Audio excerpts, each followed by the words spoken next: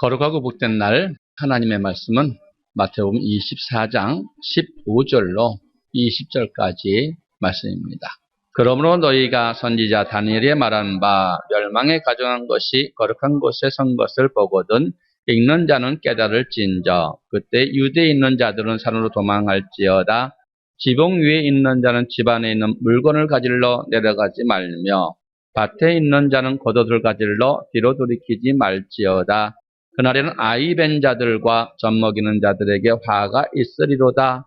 너희의 도망하는 일이 겨울에나 안식일에 되지 않도록 기도하라. 아멘.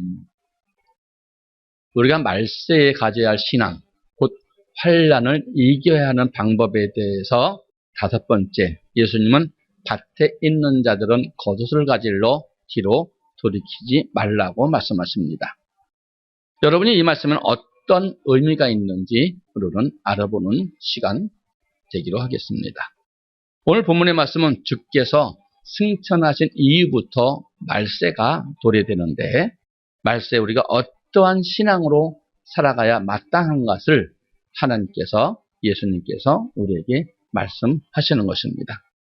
16절에 보니까 유대에 있는 자는 산으로 도망할지어다 말씀하십니다. 17절에서 지붕 위에 있는 자는 집 안에 있는 물건을 가지러 내려가지 말며 18절에 밭에 있는 자는 겉옷을 가지러 뒤로 돌이키지 말라. 또 19절과 20절에 아이 뵈지는 자들과 젖먹이는 자들에게 화가 되는지 않도록 도망하는 일이 안식일이나 또한 겨울이나 되지 않도록 기도하라고 말씀하십니다. 이는 그날 환난날에 주의 이름을 시인하고 주님 앞에 설 수 있도록 정신을 차리고 근신하라고 하시는 말씀입니다. 그러게 하기 위해서는 우리가 교회 중심, 교회 생활을 열심히 해야 될 것이며 기도를 또한 하나님 앞에 온전히 하여서 성령 충만받기 위함이라고 말씀하고 있습니다.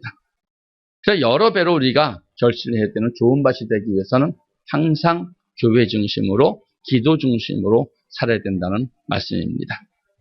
자, 우리가 배운 바와 같이 밭에는 네 가지 밭이 있습니다. 길가밭이 있습니다. 또한 돌밭이 있습니다. 가시밭이 있습니다. 좋은 밭이 있습니다. 세 가지는 익히 여러분이 알고 잘 배웠습니다. 오늘은 좋은 밭에 대해서 말씀드릴 것입니다. 모두가 좋은 밭이 되고 결실 맺는 것을 사랑하고 그렇게 하고 싶지만 다 그런 것은 아니라고 말씀합니다. 그렇다면 좋은 밭이 되기 위해서는 무엇을 어떻게 해야 되는지 마태복음 13장 23절의 말씀에서 주님께서 우리에게 이렇게 말씀하십니다. 좋은 땅에 뿌리웠다는 것은 말씀을 듣고 깨닫는 자니 결실하여 혹 100배, 혹 60배, 혹 30배가 되느니라 하시더라. 아멘. 좋은 땅에 뿌리웠다는 것은 말씀을 듣고 깨달아서 30배, 60배, 100배 자기의 능력에 따라 받았다는 것입니다. 누가복음 8장 15절에서 좀 더 자세히 주님께서 설명해 놓으셨습니다. 좋은 땅에 있다는 것은 착하고 좋은 마음으로 말씀을 듣고 지키어 인내로 결신하는 자니라. 아멘. 좋은 땅에 있다는 것을 가리켜서 착하고 좋은 마음으로 말씀을 받고 지키어 인내로 결실하는 자라고 말씀하고 계십니다. 그렇다면 착하고 좋은 마음으로 말씀을 듣는 것이 어떠한 의미로 말씀하시는 건가? 신명기 5장 25절로 29절의 말씀을 보시면 이해하실 수 있을 것입니다. 이제 우리가 죽을 까닭이 무엇이니까? 이 큰 불이 우리를 삼킬 것이요 우리가 우리 하나님 여호와의 음성을 다시 들으면 죽을 것이라. 무릇 육신을 가진 자가 우리처럼 사시는 하나님의 음성을 불 가운데서 바람을 듣고 생존한 자가 누구니까? 당신은 가까이 나가서 우리 하나님 여호와의 하시는 말씀을 다 듣고 우리 하나님 여호와여 당신에게 이르시는 것을 다 우리에게 전하소서. 우리가 듣고 행하겠나이다 하였느니라. 여호와께서 너희가 내게 말할 때에 너희의 말하는 소리를 들으신지라. 여호와께서 내게 이르시되 이 백성이 내게 말하는 그 말씀을 내가 들은즉 그 말이 다 옳도다. 다만 그들이 항상 이 같은 마음을 품어 나를 경외하며 나의 모든 명령을 지켜서 그들과 그 자손이 영원히 복받기를 원하노라. 아멘. 하나님께서는 이스라엘 백성들을 애굽에서 인도하여 내시고 홍해 광야의 길을 건너서 신의 광야로 이끄십니다. 그리고 시내산 앞에서 나와 언약을 맺자는 것을 명하시고 시내산 불 앞에 강림하셔서 하나님께서 직접 그 음성으로 언약을 반포하셨는데 그때 백성들이 모세에게 요구하는 것이 있었습니다. 이스라엘 백성이 하나님의 음성을 다시 들으면은 죽을 것 같다는 것입니다. 그래서 모세에게 부탁을 합니다. 야 모세야, 네가 하나님을 잘 아니까 네가 하나님께서 우리에게 전하신 말씀을 네가 듣고 그 말씀을 다 우리에게 전하면 우리가 그 말대로 다 듣고 행하겠다고 말씀하시는 내용입니다. 그런데 하나님께서 이 말씀을 듣고 좋게 여기셨어요. 그래서 하나님께서 조건을 내오신 것입니다. 어떤 조건을 내세우시느냐? 5장 29절의 조건입니다. 다만 그들이 항상 이 같은 마음을 품어 나를 경외하며 나의 모든 명령을 지켜서 그들과 그 자손이 영원히 복받기를 원하노라. 아멘. 여러분, 항상 이 같은 마음을 품으라는 말씀은 하나님께서 친히 말씀하지 아니하시고 선지자를 세워서 대신 말씀하실 때에도 선지자의 말을 사람의 말로 듣지 말고 나 여호와의 음성으로 들으라는 말씀 같습니다. 두렵고 무서운 마음으로 그 말씀을 받는 자가 복이 있다는 말씀이죠. 그 두렵고 떨리는 마음은 우리에게 어떠한 말씀으로 우리에게 다가오는가? 또 우리에게 어떤 말씀으로 교훈하시는가? 빌립보서 2장 5절로 8절까지 보시면은 그 마음이 어떤 마음인지를 우리에게 설명을 하십니다. 너희 안에 이 마음을 품으라. 곧 그리스도 예수의 마음이니 그는 근본 하나님의 본체시나 하나님과 동등됨을 취할 것으로 여기지 아니하시고 오히려 자기를 비워 종의 형체를 가져 사람들과 같이 되었고 사람의 모양으로 나타나셨음에 자기를 낮추시고 죽기까지 복종하셨으니 곧 십자가에 죽으심이니라. 아멘.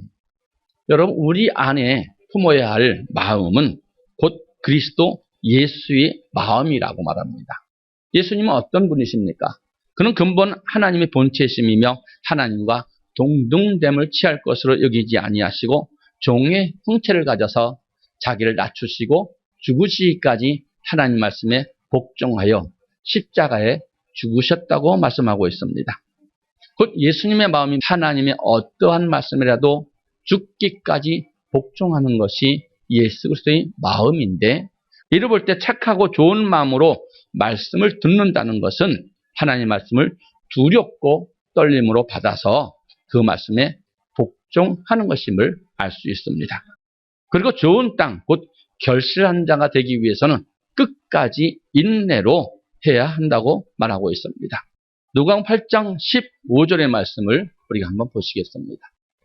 좋은 땅에 있다는 것은 착하고 좋은 마음으로 말씀을 듣고 지키어 인내로 결실하는 자니라. 아멘. 착하고 좋은 마음으로 말씀을 듣고 즉 두렵고 떨리는 마음으로 그 말씀을 순종하기 위해서 듣고 환난과 핍박과 시험 가운데서도 넘어지지 않고 말씀을 지키며 세상 염려와 재리의 유혹과 기타 욕심에 넘어지지 않는 것이 중요하지만 여러 배로 결실하는 좋은 밭이 되기 위해서는 반드시 끝까지 인내함으로 열매를 맺어야 된다는 것입니다. 이는 주님 앞에 설 때까지 끝까지 인내로 모든 말씀에 복종해야 된다는 것입니다.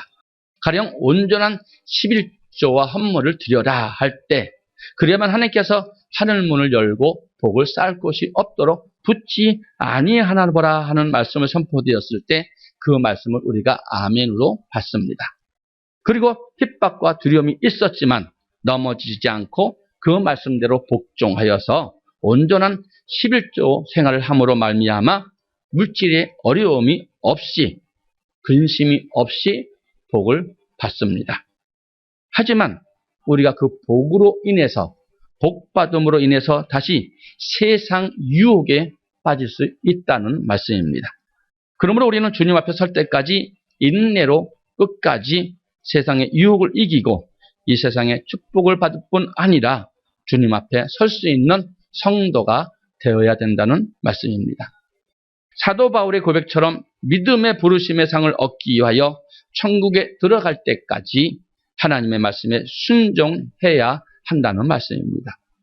그렇다면 지금 우리는 어느 밭에 속해 있습니까? 반드시 여러분 내가 지금 어느 밭에 속해 있나 보시고 돌이키시고 결단하셔야 된다는 것입니다. 여러분, 예수님은 씨 뿌리는 비유를 통해서 길가나 돌밭이나 가시밭에 떨어지면 결실하지 못한다고 분명하게 말씀하고 계십니다.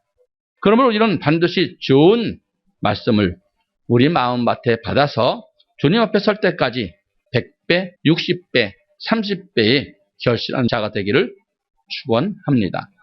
이런 의미에서 밭에 있는 자는 겉옷을 가질로 뒤로 돌이키지 말라는 말씀은 좋은 밭에 씨를 뿌리는 자와 같이 항상 착하고 좋은 마음으로 말씀을 받고 지키어서 주님 앞에 설 때까지 인내로 결실하라는 자가 되라고 말씀하시는 것입니다. 그렇다면 왜 결실하는 밭이 되어야 하는가?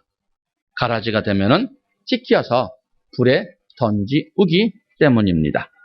신약 성경 곳곳에서 성도가 좋은 밭이 되어서 여러 배로 결실하는 자가 되어야 하는 이유를 말씀하고 있습니다.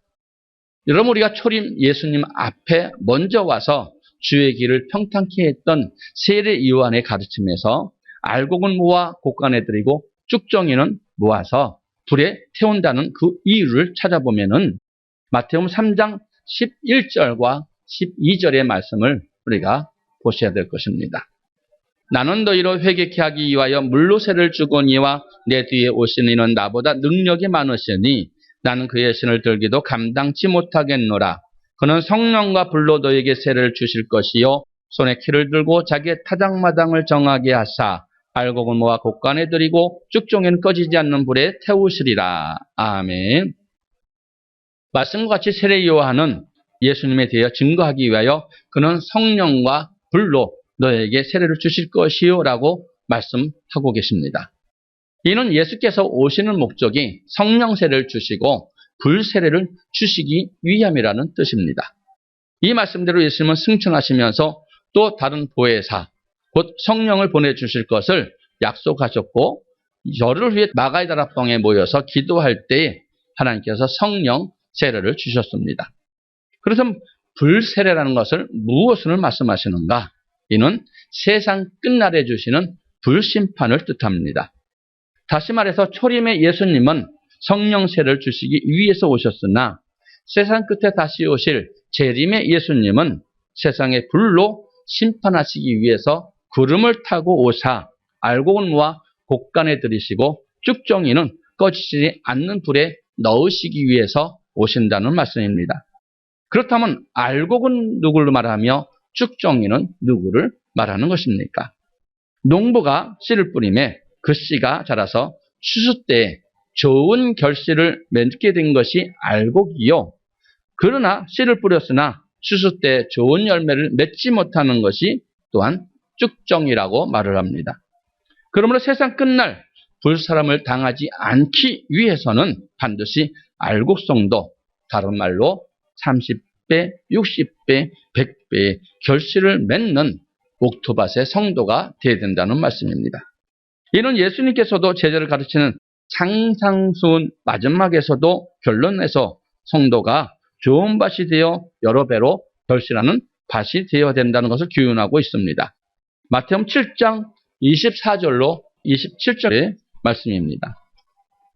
그러므로 누구든지 나의 이 말을 듣고 행하는 자는 그 집을 반석 위에 지은 지혜로운 사람 같으니니 비가 내리고 창수가 나고 바람이 불어 그 집에 부딪히되 무너지지 아니하나니 이는 주철을 반석 위에 놓은 연고요. 나의 이 말을 듣고 행치 아니하는 자는 그 집을 모래 위에 지은 어리석은 사람 같으리니 비가 내리고 창수가 나고 바람이 불어 그 집에 부딪히매 무너져 그 무너짐이 심하니라. 아멘. 여러분, 비가 내리고 창수가 나고 바람이 불 때 주초를 반석 위에 지어 놓은 집은 무너지지 않지만 주초를 모래 위에 세운 집은 반드시 무너진다고 말하고 있습니다. 이는 곧 비가 내리고 창수가 나고 바람이 불 때 좋은 밭에 말씀을 받아 여러 배로 결실하는 자는 무너지지 않지만 길가나 돌짝밭이나 가시밭을 받아 여러 배로 결실하지 못한 자는 그 무너짐이 심하다는 말씀입니다. 그리고 비가 내리고 창수가 나고 바람이 불어서 부딪힐다는 것은 신앙생활하면서 만날 수 있는 크고 작은 환난과 핍박과 궁핍을 뜻합니다.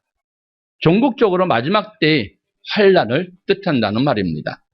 따라서 이 말씀은 하나님의 말씀을 듣고 행하는 자와 듣기만 하고 행하지 않는 자, 다시 말해서 좋은 밭에 말씀을 받아 결실을 하는 사람과 길가나 돌밭과 가시밭에 말씀을 받아서 결실하지 못하는 자가 환난을 만났을 때 각각 어떠한 결과를 가져오는지 정확하게 증거해주고 있는 말씀입니다. 예수님은 그날 환난 후에 강림하셔서 알곡을 모아 곳간에 들이시고 쭉정이는 불에 던져 불사를 것입니다.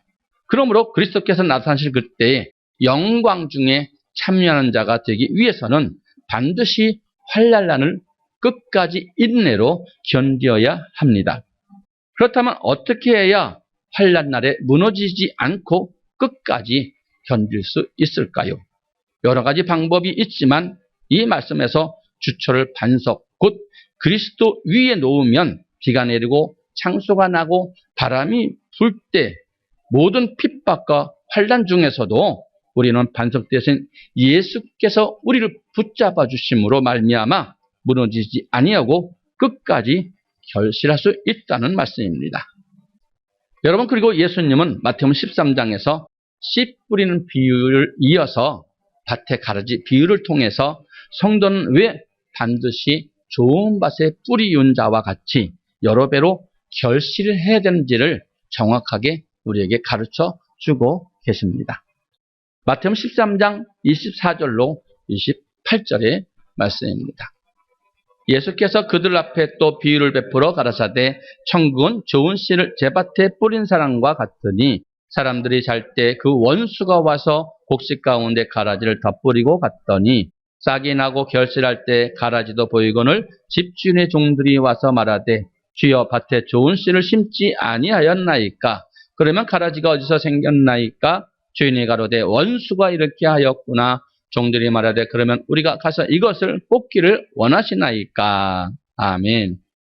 여러분, 예수께서 비유로 말씀하시기를 천국은 좋은 씨를 제 밭에 뿌린 사람과 같다고 말씀하셨습니다. 그런데 사람들이 잘 때 그 원수가 곡식 가운데 가라지를 덧뿌리고 감으로 말미암아 싹이 나고 결실할 때 곡식이 나는 것이 아니라 곡식과 가라지가 났다고 말합니다.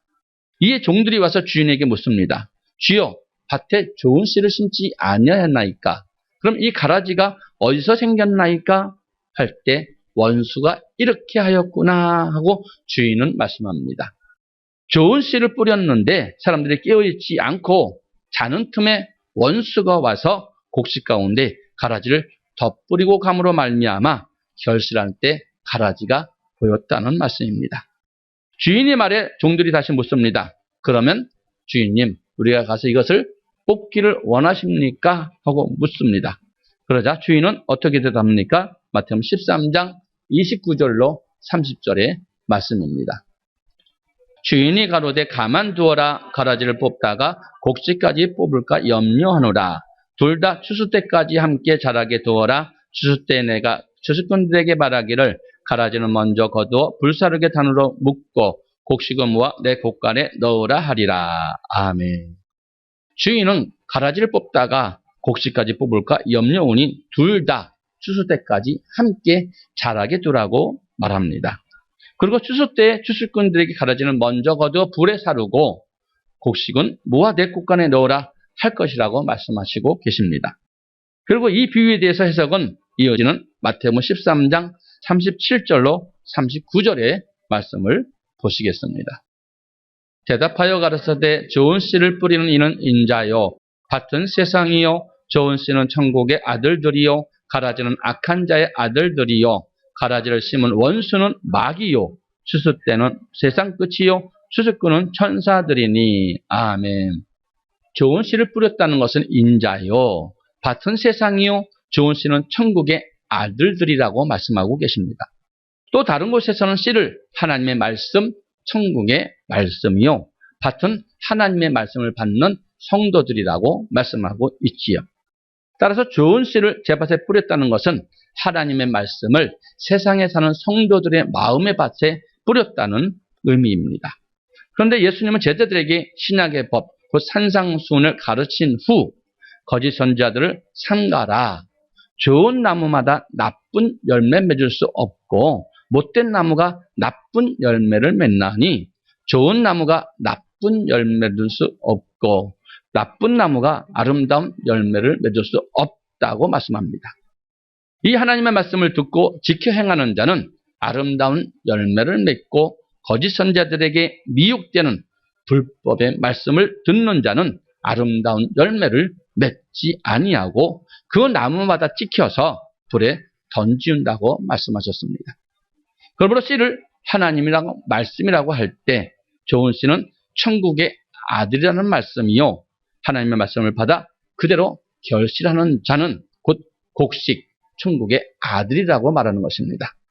그런데 예수님은 그들이 잘 때 원수가 와서 곧 마귀가 와서 가라지를 덮으러 감으로 인해 결실할 때 곡식 가운데 가라지도 보였다고 말합니다. 그리고 가라지는 악한 자의 아들들이요, 가라지를 심은 원수는 마귀라고 마태복음 13장 39절에서 말씀하고 있습니다. 가라지를 심은 원수는 마귀요, 추수 때는 세상 끝이요, 추수꾼은 천사들이니. 아멘. 천국의 아들들이 하나님의 말씀으로 깨어있지 않는 틈에 마귀가 하나님의 말씀을 아닌 거짓을 덧부림으로 천국의 아들 가운데 악한 자의 아들 가라지가 생겨났다는 말씀입니다. 그렇다면 가라지는 어떻게 되는가? 가라지를 뽑기 원하시나이까라는 종들의 물음에 주인은 가라지를 뽑다가 곡식까지 뽑을까 염려노라, 둘 다 추수 때까지 함께 자라게 두어라 말씀하셨습니다.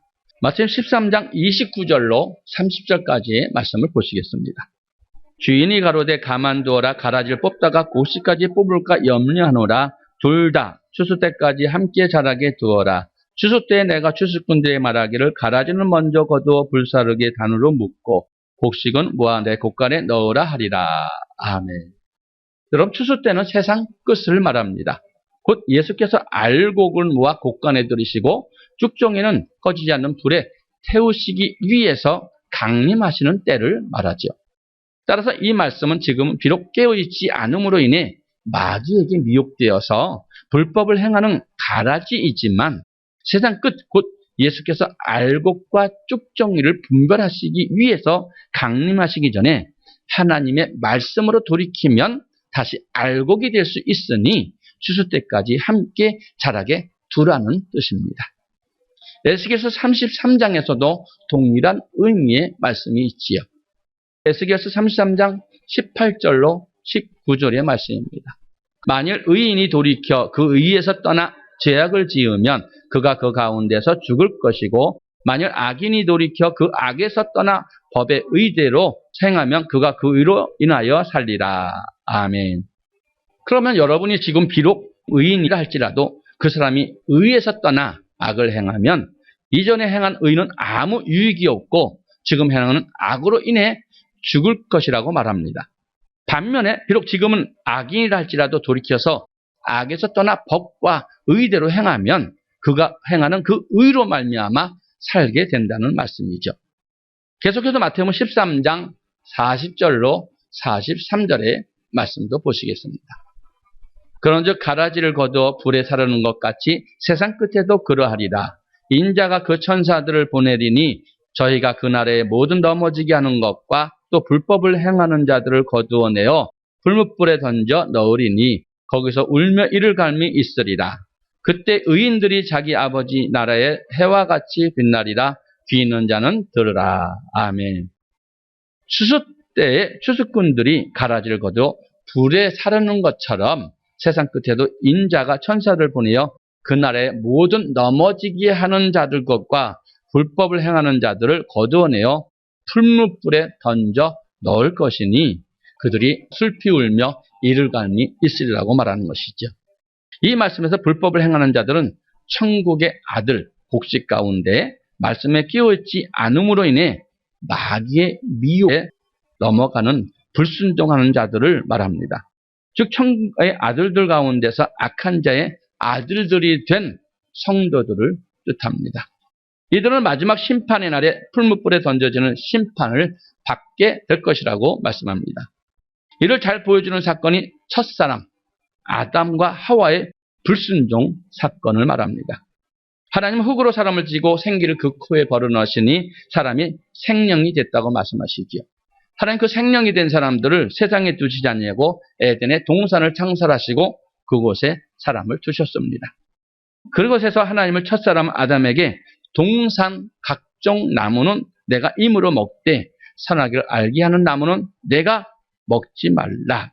내가 먹는 날에는 정령 죽으리라고 말씀을 뿌렸다는 말씀이죠. 그런데 3장에 보게 되면 하나님께서 지으신 들짐승 중에 가장 간교한 뱀이 그들에게 거짓을 뿌립니다. 창세기 3장 1절로 3절까지의 말씀입니다. 여호와 하나님이 지으신 들짐승 중에 뱀이 가장 간교하더라. 뱀이 여자에게 물어 가로되 하나님이 참으로 너희더러 동산 모든 나무의 실과를 먹지 말라 하시더냐? 여자가 뱀에게 말하되 동산 나무의 실과를 우리가 먹을 수 있으나 동산 중앙에 있는 나무의 실과는 하나님의 말씀에 너희는 먹지도 말고 만지도 말라 너희가 죽을까 하노라 하셨느니라. 아멘. 여러분 뱀이 먼저 여자인 하와에게 다가가서 하나님이 참으로 너희더러 동산의 모든 나무의 실과를 먹지 말라고 하시더냐라고 물었습니다. 그런데 이 여자의 대답은 하나님의 말씀에서 상당 부분 벗어난 것을 우리는 보았습니다. 이처럼 여자가 하나님의 말씀에 끼어있지 못한 것을 아는 뱀은 어떻게 하였습니까? 창세기 3장 4절로 5절의 말씀입니다. 뱀이 여자에게 이르되 너희가 결코 죽지 아니하리라. 너희가 그것을 먹는 날에는 너희 눈이 밝아 하나님과 같이 되어 선악을 알 줄을 하나님이 아심이니라. 아멘. 뱀, 마귀는 하와에게 하나님의 말씀과 반대되는 거짓말을 뿌리지요. 그 결과 어떻게 됐다고 말합니까? 창세기 3장 6절의 말씀입니다. 여자가 그 나무를 본즉 먹은직도 하고 보암직도 하고 지혜로울고 할 만큼 탐스럽기도 한 나무인지라. 여자가 그 실과를 따먹고 자기와 함께 남편에게도 주매 그도 먹은지라. 아멘. 여자가 뱀의 미혹을 받아서 하나님께서 금하신 선악과를 따먹고 남편에게도 주어 먹게 하였습니다. 결실할 때 곡식이 아닌 가라지가 나타나게 된 것이죠. 이로 인해 그들은 에덴에서 쫓겨나고 사망에 이르게 되었습니다. 또한 예수님께서 가이사랴 빌립보 지방에 이르렀을 때의 일도 우리가 보면 알 수 있습니다. 사람들이 나를 누구라 하느냐 하고 묻지요. 그 예수님의 물의 제자들이 더러는 세례 요한, 더러는 엘리야, 어떤 사람 예레미야 중에 또한 선지자 중에 한 사람이라고 말을 합니다. 그래서 주님은 다시 너희는 나를 누구라 하느냐 물었을 때 베드로가 말을 합니다. 주는 그리스도시요 살아계신 하나님의 아들입니다 라고 완벽한 고백을 합니다. 이 고백을 들은 주님께서는 베드로에게 바요나 시몬아 내가 복이 있도라고 말씀하시며 기뻐하시고 그때 비로소 자신이 많은 고난을 받고 십자가에 죽으시고 3일 만에 다시 부활해야 살아날 것을 제자들에게 가르치십니다. 마태복음 16장 21절의 말씀입니다. 이때로부터 예수 그리스도께서 자기가 예루살렘에 올라가 장로들과 대제사장들과 서기관들에게 많은 고난을 받고 죽임을 당하고 제3일에 살아나야 할 것을 제자들에게 비로소 가르치시니. 아멘. 이 같은 가르치심에 조금 전까지만 해도 주는 그리스도시요 살아계신 하나님이라고 주님을 기쁘게 하고 고백했던 베드로가 어떻게 하였습니까? 22절의 말씀을 보시기 바랍니다. 베드로가 예수를 붙잡고 간하여 가라되 주여 그리 마옵소서 이 일이 결코 주에게 미치지 아니하리이다. 아멘. 베드로가 주님을 붙잡고 간합니다. 주여 그리하지 마옵소서 이 일이 결코 주에게 미치지 아니하리다 하며 예수님의 죽음을 만류하였습니다. 이는 사람들 보기에 예수님이 지극히 사랑하는 사람으로서의 온전한 행위였습니다. 그러나 예수님은 뭐라고 말씀하십니까? 16장 23절의 말씀을 보시기 바랍니다. 예수께서 돌이키시며 베드로에게 이르시되 사단아 내 뒤로 물러가라. 너는 나를 넘어지게 하는 자로다. 내가 하나님의 일을 생각지 아니하고 도리어 사람의 일을 생각하는도다 하시고. 아멘. 예수님은 베드로를 향하여서 사단아 내 뒤로 물러가라. 너는 나를 넘어지게 하는 자로다 하고 말씀합니다. 이는 베드로에게 가르쳐서 사단이라고 말하는 것이 아니라 베드로 속에 있는 사단에게 하나님께서는 호통치는 것입니다. 베드로에게 사람의 생각을 집어넣어서 예수님을 넘어뜨리게 하는 사단의 계책인 것입니다. 예수님은 죽으심과 부활은 구약시대부터 벌써 메시아로 예언하신 하나님이십니다. 그래서 반드시 예수님은 이 땅에 죽으러 오셨고 죽으셔야만 된다는 것이죠. 그것이 하나님의 일입니다. 그러나 베드로, 사람의 생각은 어때요? 내 스승님이 그렇게 죽으면 안 된다는 것, 그것은 당연한 생각인데 그것이 사람의 일, 하나님의 일을 방해하는 생각이라는 것입니다. 이와 같이 하나님께서 직접 말씀하시던 에덴 동산에서도 뱀이 아담과 하와를 거짓 것을 덧뿌리고 감으로 말미암아 미혹했습니다. 예수님께서 제자들에게 직접 말씀을 하시며 가르칠 때에도 사단은 베드로를 통해서 사람의 생각을 집어넣어서 거짓 것을 뿌렸습니다. 마찬가지로 지금도 마귀는 우리를 멸망에 이르게 하려고 하나님의 말씀이 아닌 거짓 것을 뿌려서 미혹하고 있다는 말입니다.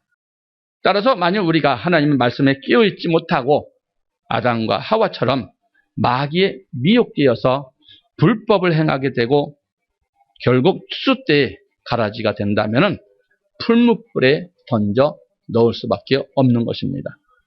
그러므로 추수 때, 즉 예수께서 강림하셔서 곡식은 데려가시고 가라지는 불사르실 때에 곡간에 들어가는 영광에 참여하기 위해서는 성도는 반드시 하나님의 말씀으로 철저하게 깨어 결실하는 곡식이 되어야 합니다. 또한 지금 곡식이라 할지라도 주님 오실 때까지 끝까지 인내로 곡식으로 남아 있는 것이 아니라 언제든지 가라지가 될 수도 있다는 사실을 명심하시고 주님 오실 때까지 결실하는 자, 곧 곡식이 되기 위해서 항상 인내로 결단하셔야 합니다. 사도 바울 역시 빌립보서 3장 12절과 14절에서 이렇게 고백합니다. 내가 이미 얻었다 함도 아니요 온전히 이뤘다 함도 아니라 오직 내가 그리스도 예수께 잡힌 바 된 그것을 잡으려고 쫓아가노라. 형제들아 나는 아직 내가 잡은 줄로 생각지 아니하고 오직 한 일, 즉 뒤에 있는 것을 잊어버리고 앞에 있는 것을 잡으려고 표대를 향하여 그리스도 예수 안에서 하나님의 부에서 부르신 부르심의 상을 위하여 쫓아가노라. 아멘. 사도 바울은 말합니다. 내가 이미 얻었다 함도 아니요 온전히 이뤘다 함도 아니라 오직 내가 그리스도 예수께 잡힌 바 된 그것을 잡으려고 쫓아간다고 말합니다. 그렇다면 사도 바울과 같이 이때까지 여러분과 제가 뒤에 있는 것, 곧 하나님께 충성되어야 하던 일, 그것을 잊기 바랍니다. 이미 하나님께서 받으셨으니 옛날을 자랑하지 마시고 이제 올바른 말씀을 알았다면 이제부터 더 성숙한 신앙의 믿음으로 더 자라서 충성되이 쓰임받기 위하여 마음과 힘과 뜻과 목숨을 다해서 먼저 하나님을 사랑하고 하나님 앞에 충성된 종이 되시기를 축원합니다. 결론적으로 말세의 신앙으로 살아가는 우리는 그날 환난 후 그리스도께서 강림하셔서 곡식과 곡간에 들이고 가라지는 모아서 불에 사를 때에 곡간에 들이우는 알곡이 되기 위해서 착하고 좋은 마음으로 말씀을 받아서 그 말씀을 지켜 순종하되 주님 앞에 서는 그날까지 우리가 좋은 열매를 많이 메울 수 있는 옥토밭이 되어야 합니다. 다음으로는 아이벤 자들과 젖먹이는 자들에 대해서 말씀입니다. 마태복음 24장 19절로 20절의 말씀입니다. 그날에는 아이 벤 자들과 젖먹이는 자들에게 화가 있으리로다. 너희 도망하는 일이 겨울에나 안식일에 되지 않도록 기도하라. 아멘. 그날에는 아이 벤 자들과 젖먹이는 자들에게 화가 있을 것이며 도망하는 일이 겨울에나 안식일이 되지 않도록 기도하라고 말합니다. 이 말씀은 그날과 도망하는 일은 주의 임하심과 세상 끝을 말하며 징조를 말하고 있습니다. 제자들이 질문에서 비롯된 말씀이죠. 이 질문에 예수님은 사람의 미혹을 받지 말라, 전쟁이 있을 것이다, 기근과 지진이 있을 것이다, 순교하는 일이 있을 것이다 말씀하시며 하늘로서 큰 징조들이 있을 것이라고 말씀하시고 때가 되면 모든 민족에 앞서서 예수님을 믿는 사람들을 누구든지 다 죽이는데 형제가 형제를, 친척이 또한 부모가 자녀를 죽는데 내어줄 것이라고 말하고 있습니다. 그리고 그 환난 끝까지 견디는 자는 구원을 얻을 것이라고 말씀하시며 그날 너희의 도망하는 일이란 예수께서 강림하시기 전에 있을 곧 예수님을 믿으면 모든 사람을 다 죽이는 환난을 뜻합니다. 그렇다면 그날에 아이벤 자들과 젖먹이는 자들이 화가 있다는 말씀은 무슨 뜻이며 도망하는 일이 겨울이나 안식일이 되지 않도록 너희가 기도를 하는 말은 무슨 뜻인지 과연 문자 그대로 그날 그 환난 날에는 특별히 아이벤 자들과 또한 젖먹이는 자들과 화가 있는가 하는 말입니다. 만약 그렇다면 말세가 시작되면서부터 아이를 임신해서는 안 되는 것입니다. 따라서 이 비유는 본래 의미가 따로 있음을 우리는 짐작할 수 있습니다. 여자가 아이를 가졌을 때 그리고 아이가 젖먹이로 말미암아 양육할 때 대부분의 신앙이 어떻게 됩니까? 매일 성전에 나와서 기도하던 사람도 아이를 가지면 몸이 무거움으로 말미암아 날마다 성전 나오는 일이 뜸해집니다. 어렵게 된다는 말입니다. 더구나 어린아이를 양육할 때는 어린아이로 인해서 예배 시간마저도 온전히 집중하기가 어려울 때가 많아집니다. 이처럼 아이벤 자들과 젖먹이는 여인의 믿음은 여러 가지 면에서 제약을 받을 수밖에 없다는 의미입니다. 우리의 믿음이 아이벤 자나 젖먹이는 여인과 같이 항상 깨어있지 못함으로 그날 환난을 이길 수 없는 믿음이 된다는 의미입니다.